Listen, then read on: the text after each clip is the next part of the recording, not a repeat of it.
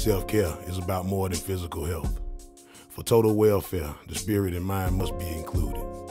We should address and not suppress the traumas and the stresses. Relieve the symptoms by treating the cause's core essence. We often subconsciously punish ourselves. Advice from others is fine, but still we must admonish ourselves. To know ourselves and truthfully look within and end our own self-estrangement for real change to begin. To care for self, you must love yourself. Connect with, respect, and protect yourself. This is not simply a goal or prize to attain. It's an ongoing way of life we must maintain. You're listening to Self-Care Prescriptions with Dr. Robyn L. Gobin, psychologist, author, and mindfulness teacher, helping you prioritize self-care. We're coming to you with another episode of Self-Care Prescriptions with Dr. Robyn Gobin. And this week, let's take a recap real quick and recap off of your workshop you just held in Atlanta. I was there, I saw it was good, but I want you to spill the tea and let the audience know how it all went down. Yeah, it was fantastic. There was a tremendous turnout. There was so much energy and excitement in the room, and people were willing to share and open up about their challenges as well as their successes, implementing self-care into their lives. And everybody walked away with some tangible strategies on how they can just improve on their own self-care in their lives as well as the lives of their loved ones. So it was amazing. And the part that I was just so humbled by was when I walked out after I finished my workshop to walk out in the foyer, there was a long line of people that were wanting to buy the book and wanting to take photos with me. And we ended up selling out all the books that were there. So that was just so humbling. And I was just so excited about that because it's really getting the word out there to people about how they can implement self-care into their lives. So that was really amazing. So it was a fantastic run. Yeah, that's what's up. I just thought when I saw the line of people and I just saw you doing your work, I just thought about Floyd Mayweather. He always said hard work and dedication. Hard work really truly pays off. And it's kind of cool to see your hard work paying off and seeing that you actually giving things to actually help others. And when I was actually partaking in this workshop, one thing that I saw a lot that hit me and that hit others was, saying no. And for me, I know I struggle with saying no because one, people gonna judge you. Two, you're gonna upset somebody in most cases, whether they tell you or they don't tell you. Somebody gonna get upset by you saying no. And then also, it's just the last part is that you feel guilty or you feel scared that one, I said no, or two, there won't be a next time to get that opportunity again. So help me out and help the audience out and give us some tips on or guidance or whatever you may well have on saying no. Yeah, so that was one thing that, as you mentioned, came up at the workshop a lot was people just having trouble saying no, recognizing that that's an important aspect of self-care, that you need to say no from time to time to things that you are offered, invitations that you get, but just feeling really guilty and not knowing how to really implement that self-care. And so the first thing that I would say is first recognizing how this is a form of self-care. So why would you ever want to say no to something? And the point it really comes down to is that we don't have enough time for everything that we want to do. Our tendency is to just pack our plate full of stuff until we just run ourselves into the road and we feel overwhelmed, we feel exhausted, and then we are mad about not having any free time, not having time to do the things that we enjoy doing. So I think the first thing it really comes down to is recognizing that you have limitations. You can't do all the things. Even though you would love to do everything that you're offered, you just humanly cannot do it. It's impossible. So I think first, once you kind of recognize your limitations of you can't do everything, then that'll make it easier and it'll make it more normal to you to say no. Because once you recognize that I don't have 10 million hours in a day, that I have to prioritize things. I have to say, okay, given the 24 hours that I'm given in this day, and given that like a portion of those are going to be spent sleep, a portion of those are going to be spent at work, what do I want to be spending my time doing? What matters the most to me? So it's always about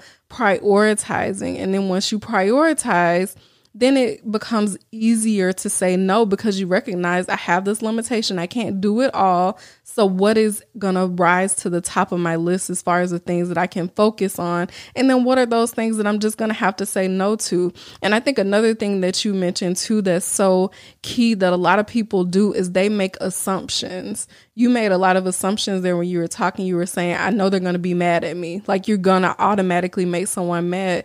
You don't know that. I think a lot of times our mind tell us that the worst thing is going to happen if I say no. This person is going to hate me or they're going to be so disappointed. But a lot of times we work that up in our mind and we feel so terrible and so guilty because we have told ourselves what's going to happen without any evidence that that's going to happen.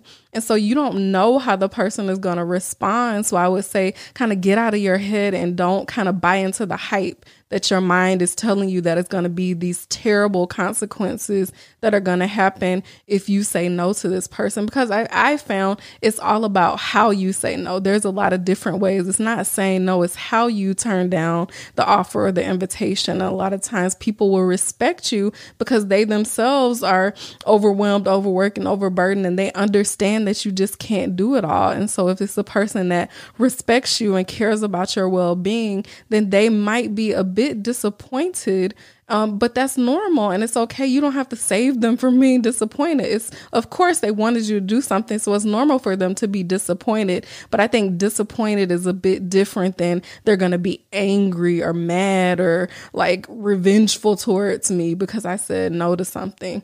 And then another thing that you mentioned I wanted to touch on too was you said that the opportunity is not going to come back to you if you say no. And I think that's a place where faith really just has to come in and you have to say what opportunity is meant for me will be for me. And if this is something that's meant to come back around for me, then it will actually come back around for me. You have to just trust that and be okay with that. And you have to know that you have good reasons for saying no, healthy reasons for saying no. So right now in this particular season, it's in my best interest to say no, but that doesn't mean that I won't get this opportunity again. Again, not buying into the hype of what your mind is telling you, but knowing that you possibly can get this opportunity again and it can come back in a way that's at a better time for you and maybe on a bigger platform for you.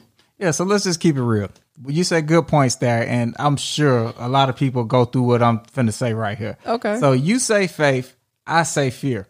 Because it's the fear of missing out on something. Yeah. And, you know, I'm going to drop that out there. What is it? The FOMO, right? Yeah, FOMO. So I'm like, I'm going to have faith that I get this opportunity again, but I also have a fear of that I don't want to miss out on this because who knows what's going to come in the future. So kind of help me out on how me and everyone else listening can battle that, because faith is important. Like you say, we all got a little bit of faith. Some higher, some lower than others, but it's also that fear. So, yeah, and I think the fear is legitimate, right? The fear is legitimate, especially if it's something that you really want to do, something that you've been, praying for, something that you've been desiring, an opportunity that's, been on your bucket list as far as things that you want to do.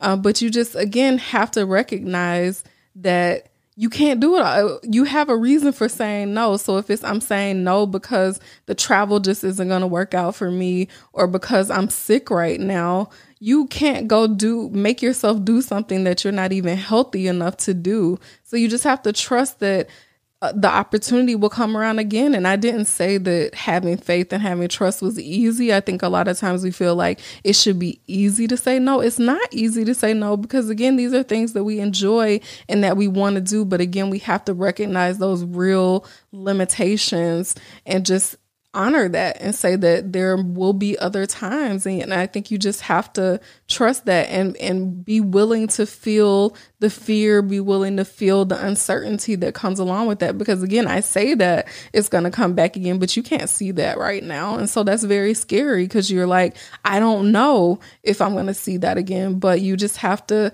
trust that you have good reasons why you're saying no. Otherwise you wouldn't be saying no. So you have to think about like, what is worth it for me to say no in this one season, whether it's because I need my rest or it's just because I have too much on my plate.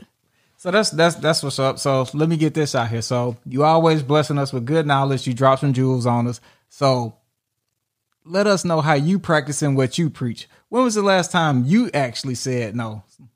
Yeah, so recently I said no to an opportunity that came to me to serve on a committee at work. And it was because I had already recently said yes to another committee, and I had to say, like, I don't have enough time to do all of these committees and get all of the work done, because these committees are kind of like extracurricular service that I have to be doing. But I also have teaching, research, clinical work, all these other pieces. And so I just had to step back and look at, okay, what time investment is this request gonna require of me? And I think a lot of times what we do is we just say yes because of the fear, right? The fear sinks in and it's like, oh my gosh, I can't say no to this. So I can't say no. I have to say yes. And you just like give a habitual response, a reactory yes, without recognizing or calculating the cost of like, how much time is this going to take me to serve on this committee? And what is this going to look like when I'm,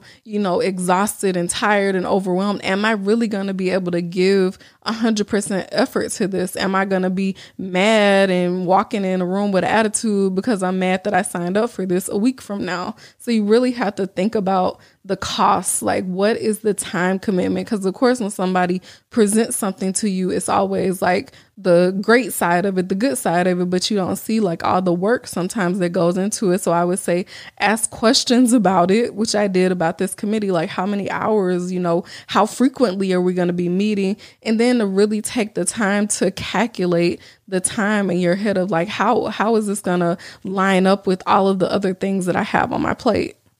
That's what's up. That's a great example. And it's good to hear you actually practice what you preach. Because, a lot of times people hear stuff and they're like, man, she said something good, but that don't work. Yeah. And I want to say that it's not easy for me either. It's not easy for me to say no. Because of course, like, especially when it's somebody at work and it's like your boss is asking you to do something, you kind of feel like you have to do it. But I was able to just like say like, actually, like, I really can't. And I think the piece about it that I said earlier was how you say no. So it's about giving a really genuine, authentic, and honest reason why you can't do this. And I think people really connect to your honesty. And when you just say, like, I would love to, and I think that's an important piece too, is expressing your enthusiasm about the opportunity. If it's something that you're really excited about, something that you're really honored that they thought about you for, you want to express that to them and then give your honest and legitimate reason why you just can't do it right now, and ask them to keep you in mind for future opportunities. Also, if it's possible for you, a way that maybe you can ease the guilt a little bit is to say, while I can't do this thing that you're asking me to do, this is what I can do. So offering an alternative of what you can do given your kind of time and availability at this moment. That's what's up. So I take it simple take homes for me, and hopefully somebody else get this too. One, keep it real within yourself and don't actually start creating stories and concoctions in your head on what this could be, that might be, and have that proper balance of faith versus fear. And hey, it is what it is. Yeah. And you just have to know that you're saying no in the service of your own health and wellness. You're not just saying no for kicks and giggles because you want to say no, but you're saying no because this other thing that you have to spend your time on is a higher priority for you. Gotcha. As always, we appreciate you for blessing us with some knowledge on a great episode here on actually saying no. Is there anything else you want to get off your mind before we close out? No, just that I love to hear from the viewers, the people who are listening, about like what have been some of your dilemmas about saying no, and how have you overcome those? Or are there some things that you ran into that you have had challenges overcoming that you like for us to kind of tackle maybe in a future episode? I love to hear from you. So reach out on social media. Which social media you want to get this conversation going on? So drop your handle and where you want them to actually comment at. Yeah, comment on the show notes. They're on where all of the podcasts are offered, or on Instagram. I'm at Dr. Robyn Gobin. I'm also on Facebook, Dr. Robyn Gobin. So drop me a line. I want to hear what you have to say about this episode and how you have been able to navigate saying no. Well, as always, we appreciate it. And our listeners out there, drop a comment, follow us, stay connected. Dr. Robyn's always accessible. So if you feel like it's something you don't want to share publicly, you can always hit her up with a DM, or you can go to her website, robyngobin.com, and you can actually leave a message there. And she's very responsive and we'll get back with you. So as always, we appreciate y'all for listening, and stay connected. Connect with, respect, and protect yourself. This has been Self-Care Prescriptions with Dr. Robyn L. Gobin, psychologist, author, and mindfulness teacher, helping you prioritize self-care. Peace.